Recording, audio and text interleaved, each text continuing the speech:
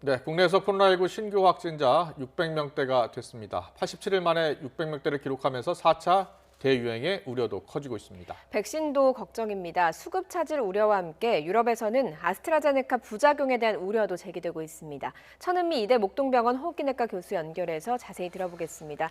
교수님 나와 계시죠? 네, 안녕하십니까? 예, 네, 안녕하세요. 안녕하세요.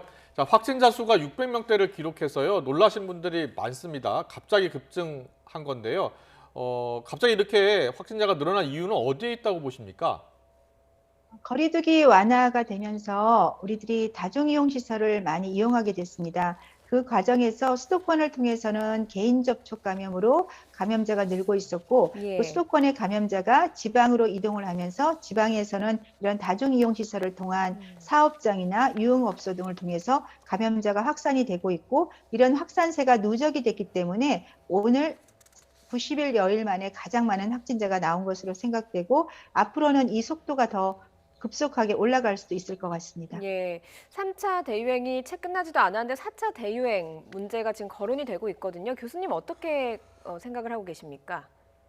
이 4차 대유행은 사실 3차 대유행이 끝난 상태가 아니었고 3, 400명 정도의 기반에서 출발을 했기 때문에 3차 대유행보다 훨씬 빠르게 올라갈 수가 있습니다. 이 예. 상태에서 우리가 다중이용시설 제한이나 거리두기, 다른 방역 수칙을 제정하지 않는다면은 우리가 생각하는 것보다 다음 주에는 더 많은 숫자의 확진자가 나올 수 있을 것 같습니다. 네, 여러 가지 각종 지표도 좀 불안한 것 같습니다. 이동량도 증가하고 있고 재생산 지수도 이를 넘었고요.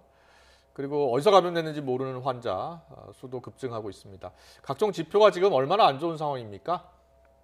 네, 재감염 생산 지수가 지난주에 1.07이었고요. 또 예, 양성률이 굉장히 높아졌습니다. 주말에 월화를 보시면 양성률이 2점을 넘었고요. 지금 예. 평균적으로 지난주가 1.18 정도인데 지금 1.34%로 상당히 양성률이 높다는 것은 그만큼 확진자가 많다는 것을 얘기하고 있습니다. 예. 또한 그 깜깜이 경로를 모르는 분도 굉장히 많은데요. 이것이 앞으로 더 무증상 감염자가 많다. 특히 변이 바이러스가 생각보다 무증상 감염자가 40%를 넘는 것 같습니다. 젊은 예. 층을 통해서 변이 바이러스 확산도 굉장히 걱정되는 부분이라고 생각합니다. 네. 예. 예전에는 그 무증상 감염자가 10%만 넘어도 상당히 좀 떨 때가 있었는데 지금은 40%까지 나왔다고 하니까 좀 걱정이고요. 정부가 다음 주부터 적용할 거리두기 단계를 이번 주 금요일에 발표한다고 했습니다. 그런데 좀 늦지 않을까 걱정도 되는데 어떻습니까? 네, 거리두기 단계가 아마 오늘, 내일 정도의 확산세를 보고 조금 더 결정을 하실 것 같습니다. 만일에 지금보다 확산세가 증가하는 추세라면은 일시적으로라도 지방과 수도권의 거리 단계를 저는 좀 상향을 할 필요도 있다고 생각합니다. 지금 예. 수도권은 500명이 넘기 때문에 2.5 단계를 넘어가고 있다고 생각하기 때문에 아마 정부에서도 고심을 하고 있을 거라고 생각합니다. 네, 백신 이야기 해보겠습니다. 유럽 의학청 이 고위 관계자가 아스트라제네카 백신과 혈전사의 연관성이 없다고 말하기 어렵다. 이렇게 발언을 했어요. 그래서 아스트라제네카 백신 사용에 대해서 유럽에서 좀 혼선이 빚어지고 있는데 어떤 이유 때문입니까?